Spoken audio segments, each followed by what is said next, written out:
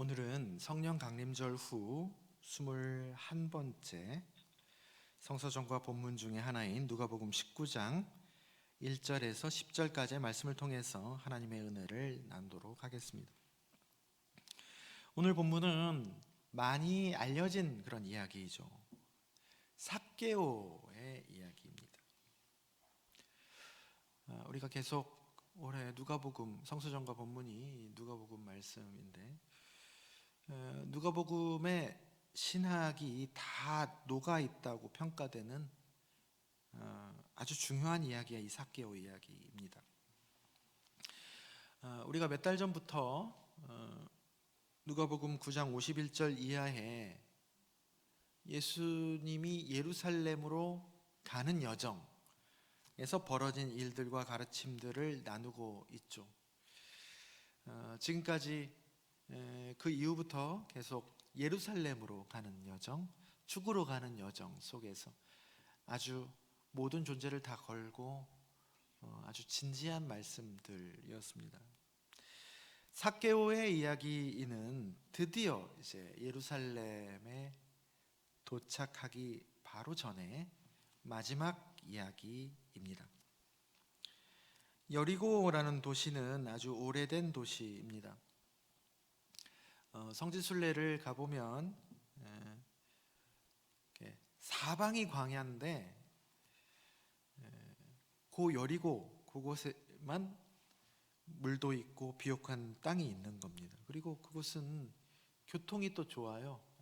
우리 대전처럼 이렇게 사통팔달이죠. 그러니까 시당초 도시가 형성될 수밖에 없는 그런 곳이었습니다. 게다가 이제 그 당시 이제 사마리아와 유대가 사이가 안 좋았잖아요. 굉장히 서로를 혐오했습니다. 그래서 서로 왕래가 없었어요.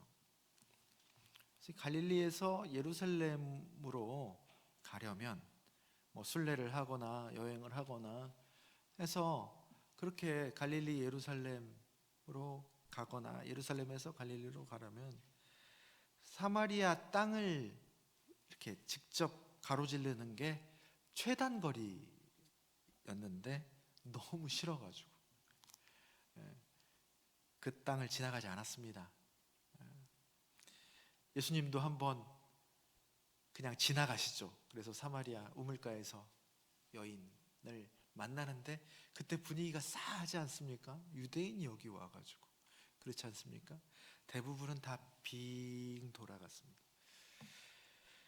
그 옆으로 빙 돌아가서 오고 가고 했는데 그때 예루살렘으로 가려면 반드시 들려야 되는 곳이 여리고였습니다.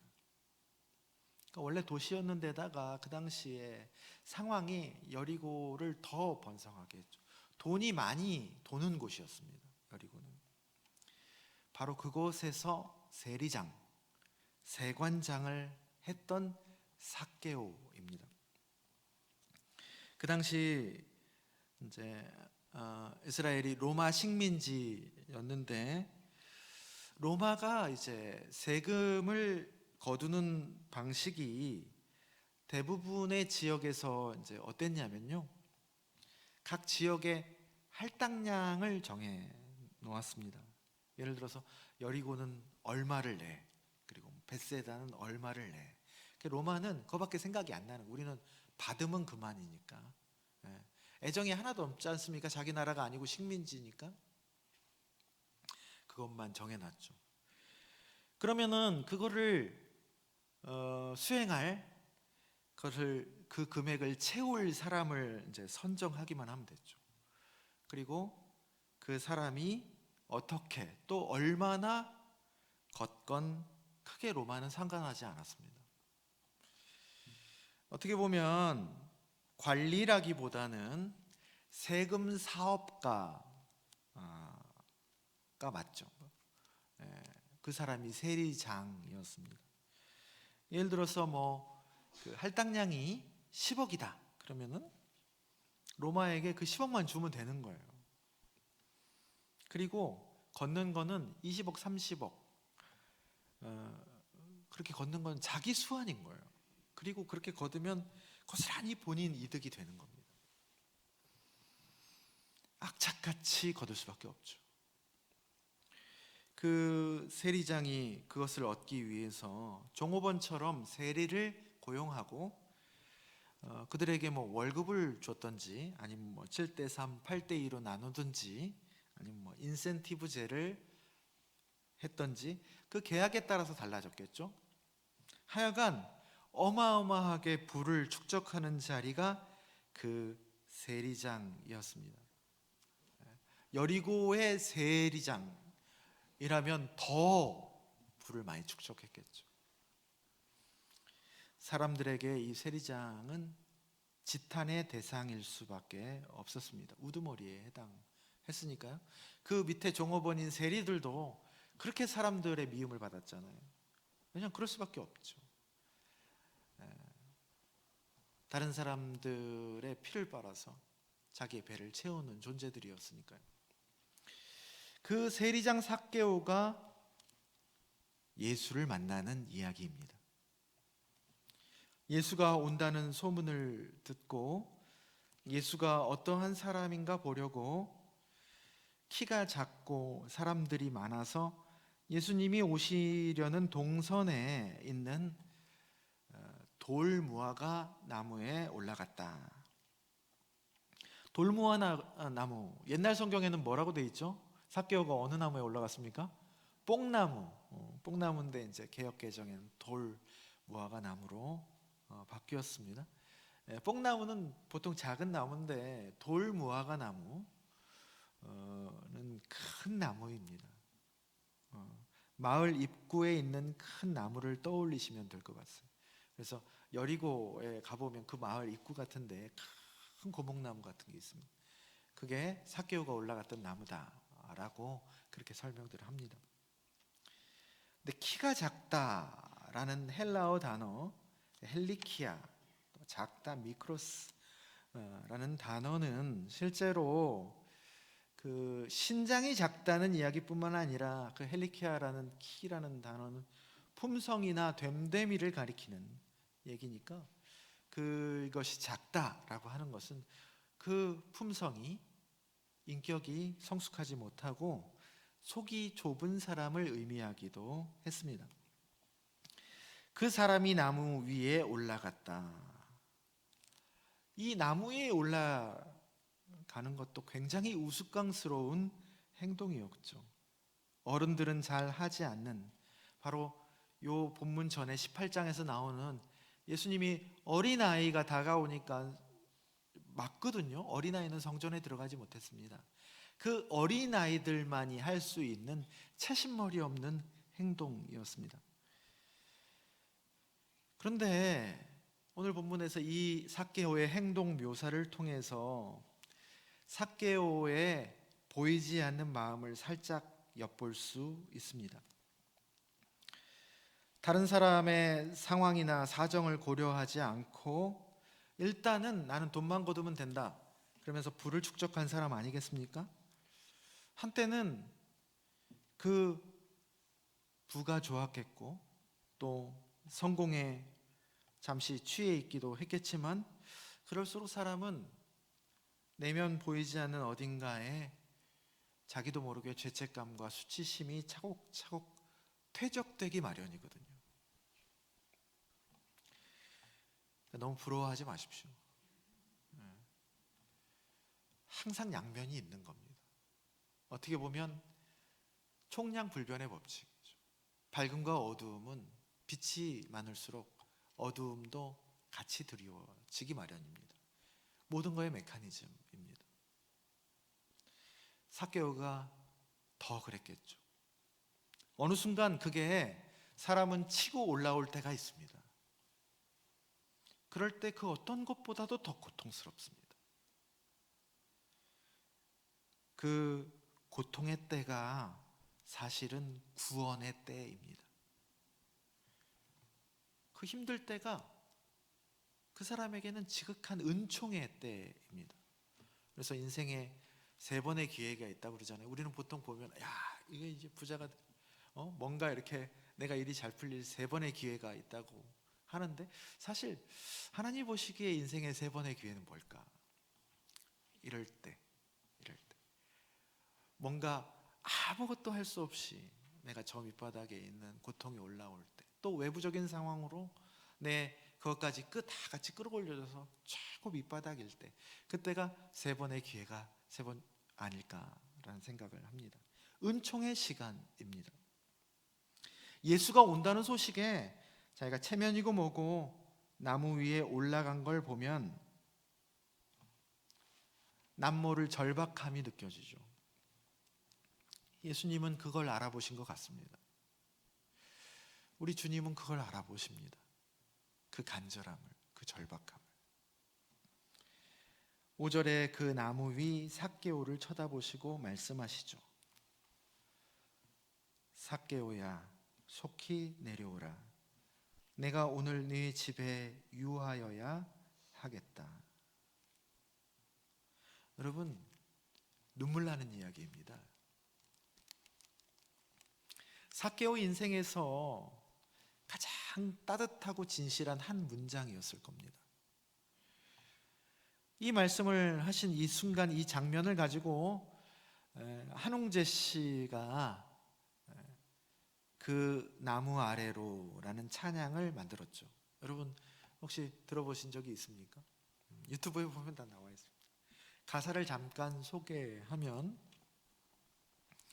넌 내려오라 그 나무 아래로, 인생의 마음 그를 지으신 이 앞으로, 오래 외로웠던 너의 지난 삶에서 나와서 넌 내려오라 내게로 오라.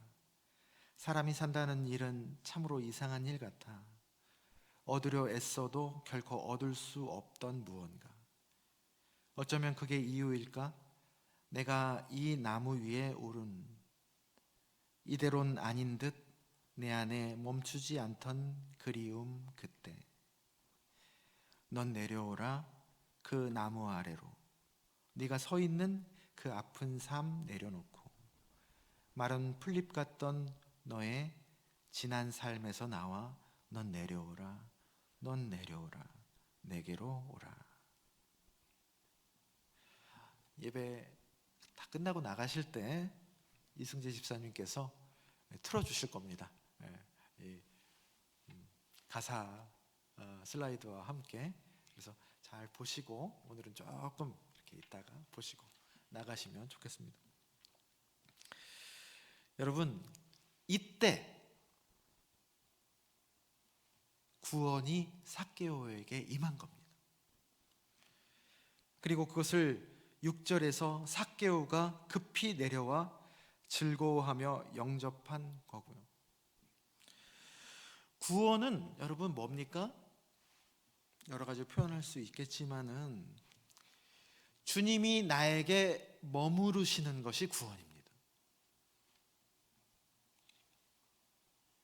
내가 네 집에 너에게 유하여야 하겠다 오늘. 그게 구원입니다. 복잡하지 않습니다. 네가 내 안에, 내가 네 안에 거하는 일입니다. 요한복음 표현으로는 7절에 사람들의 평가들이 있거든요. 우리도 평가하죠. 구원에 대해서. 구원을 받았느니 못 받았느니 막 합니다. 거기에 달려있는 것이 아닙니다. 여러분, 그래서 그거에도 너무 속상해하지 마십시오. 그거에 너무 고무되지도 마십시오. 구원은 주님과 나만의 내밀한 일입니다. 그분이 나에게 머무르시는 것. 8절, 삭개오가 그 다음에 가장 어쩌면 오늘 본문의 하이라이트 같은 본문이죠.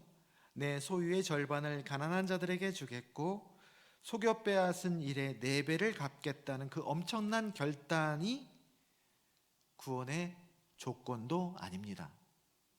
사실 이거는 그냥 욥기에 나중에 자막 올라가면서 이 사람들은 이렇게 살았대요 하는 그냥 에필로그 같은 거죠. 그건 회개에 합당한 열매이고 구원의 결과입니다. 열매입니다. 그 열매를 보고 그 사람의 구원이 진정성이 있다는 것을 알 수 있는 거죠. 그러나 정작 그 구원의 알맹이는 보이지 않습니다. 내밀한 일입니다. 주님이 그 사람 안에, 그 사람의 삶 속에 거하는 것이 구원입니다. 그리고 그 구원은요, 어디까지나 철저한 하나님의 작업입니다. 10절, 인자가 온 것은 잃어버린 자를 찾아 구원하려 함이니라. 누가복음 15장 우리가 살펴봤죠. 몇 주 전에 잃은 양 비유, 또 잃어버린 동전 드라크마 비유, 탕자의 비유가 15장에 세 가지 이야기가 꽉 차게 나오지 않습니까? 그 세 가지 이야기에 나오는 메시지이죠. 양을 찾는 목자, 또 동전을 찾는 여인, 세 번째 잃어버린 아들을 찾는 아버지입니다. 세 가지가 사실은 다른 이야기지만 메시지는 똑같습니다. 그래서 세 번째 이야기가 탕자의 비유라고 이름 붙었는데 사실은 잃어버린 아들을 찾는 아버지의 비유라고 해야 맞습니다. 돌아온 탕자가 아니에요. 걔가 그 누가복음 15장을 읽어보면 돌아온 탕자가 돌아왔을 때 회개하고 돌아온 게 아니에요. 먹을 게 없어서 돌아온 거예요. 오면서도 막 잔머리를 굴립니다. 내가 어떻게 하면 조금 더 이득이 많이 날까 라는 고민으로 돌아온 거예요. 잃어버린 아들을 계속 보이지 않더라도 또 돌아오더라도 변하지 않고 맞아주시는 잃어버린 아들을 간절히 찾는 아버지의 비유이죠. 여러분, 그분이 찾으시는 겁니다. 그래서 여러분, 회개를 잘했다고 비로소 구원이 임합니까? 그 순서가 바뀐 거예요. 구원이 임해야 진정한 회개와 참회가 이루어지는 거예요. 여러분, 가만히 생각해 보세요. 내게 주님이 찾아오시고 나의 마음을 녹였을 때 진정한 회개와 참회가 비로소 터져 나오는 겁니다. 고통의 한복판, 내 안에 있는 이 고통을 어떻게 해야 할 것인가 답을 찾지 못하고 있을 때 예측할 수 없이 선물처럼 찾아오는 것이 구원의 은총입니다. 그분이 내 안에 머물러 계실 때, 그것을 발견했을 때, 그때 말할 수 없는 회개가 올라오는 것이죠. 기쁨의 회개입니다.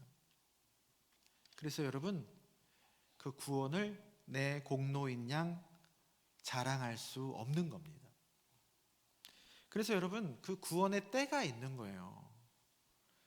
삭개오와 예수님의 그 저작거리에서의 만남이 꼭 우연 같아도 인생의 가장 적절하고 중요한 그 주님과 삭개오만의 제일 중요한 카이로스의 때죠. 그냥 물리적인 시간이 아니고 성경에서 말하고 있는 곧 이때라 할 때 시간으로 따질 수 없는 카이로스의 때입니다. 그래서 자녀도 그렇고 여러분 배우자도 그렇고 내 소중한 이들의 구원을 놓고 기도하는 분들이 적지 않죠. 근데 여러분, 너무 조급하게 생각하지 마시기 바랍니다. 때가 있어요. 때가. 내가 열심히 한다고 되는 게 아니에요. 그분의 때에 맡기고 계속 기도하시기 바랍니다. 그냥 그분을 바라는 거예요. 그분의 때를 내가 보기를 원하고 기도하는 거죠. 고름이 차올라야 작은 자극에도 터지지 않습니까? 억지로 짜면 어떻습니까? 아직 때도 안 됐는데 성만 더 나요. 알곡과 가라지를 우리가 분별해야 하지만 그 하나님의 때, 그 창조의 섭리에 맡겨두면, 그리고 우리가 할 일을 계속 해나가면 어느 때 알곡과 가라지는 밝혀지게 되어 있다. 그 전에 뽑으면 가라지를 뽑는다고 말고까지 뽑을까 두렵다. 주님이 말씀하시지 않습니까?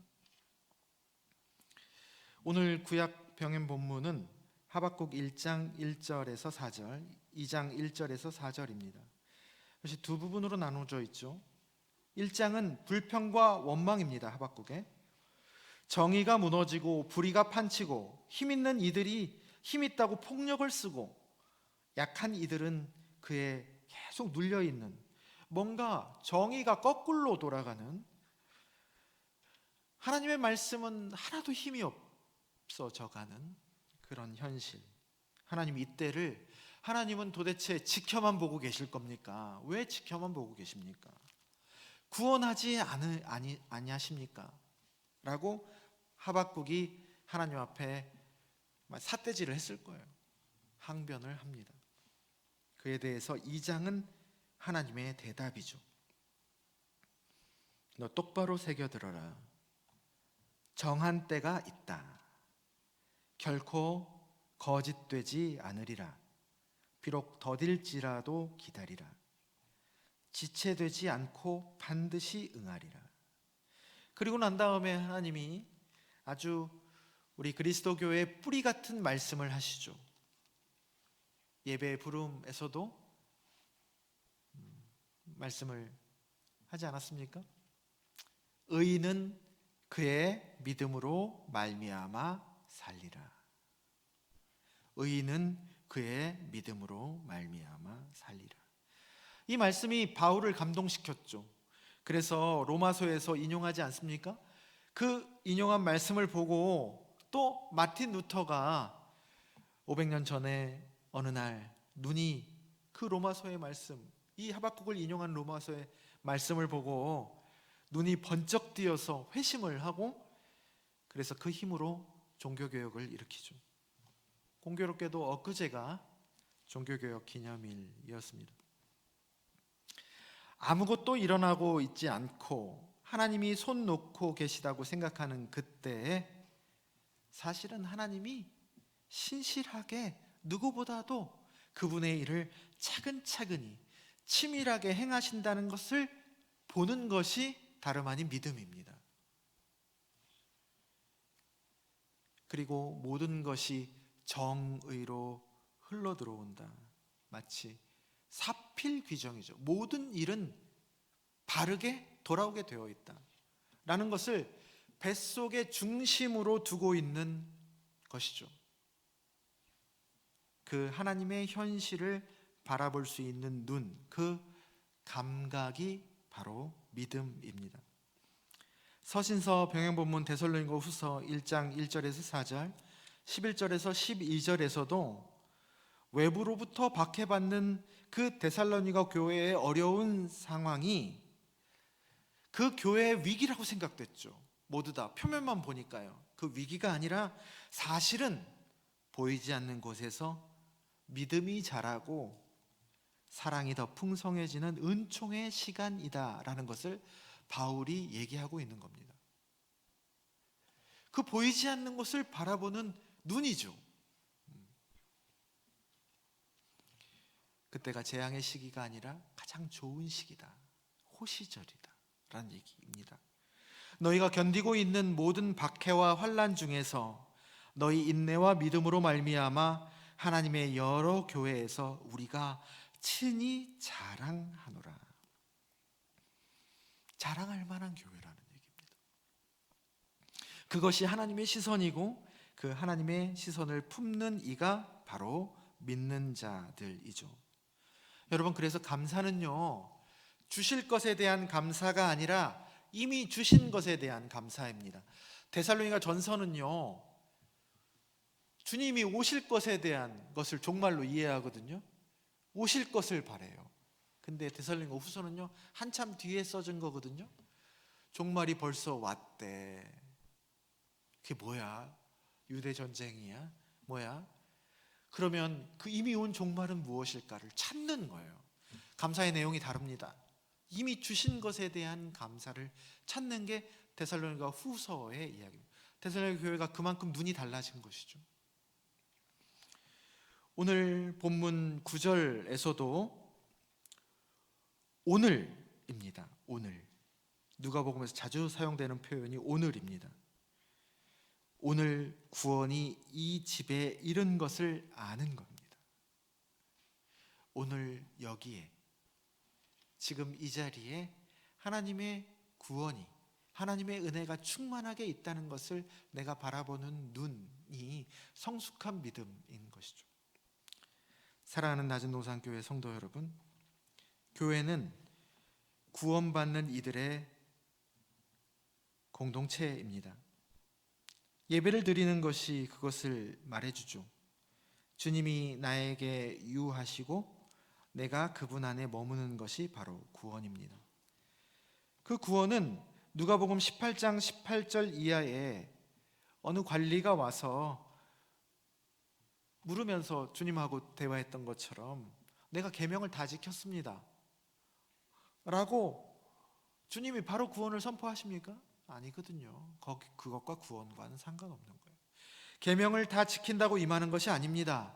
오히려 주님은 그때 낙타가 바늘귀에 들어가는 것이, 하나님 나라에 들어가기가 낙타가 바늘귀에 들어가는 것보다 더 어렵다, 그것이 더 쉽다라고 얘기를 하거든요. 구원의 차원은 그런 차원이 아니라는 얘기입니다. 계명을 다 지킨다고 구원이 임하는 것이 아닙니다. 그때 제자들이 물어보죠. 그 말씀을 듣고 너무나 의아해서, 아니 저런 사람이 하나님 나라에 못 들어가고 낙타가 바늘귀로 들어가는 것 같이 그 구원이 어려운 것이라면 도대체 누가 구원을 얻을 수 있겠습니까?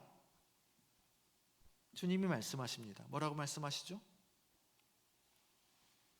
무릇 사람이 할 수 없는 것을 하나님은 하실 수 있느니라. 하나님의 영역이라는 거예요. 사람의 공식으로 되는 문제가 아니라는 얘기입니다. 천국은 따놓은 당상 같은 사람들, 그 사람도 불가능한 차원인 이 구원이 구원과는 거리가 먼 삭개오 같은 이들에게도 가능한 것이 되는 겁니다. 하나님께서 하시는 일이기 때문입니다.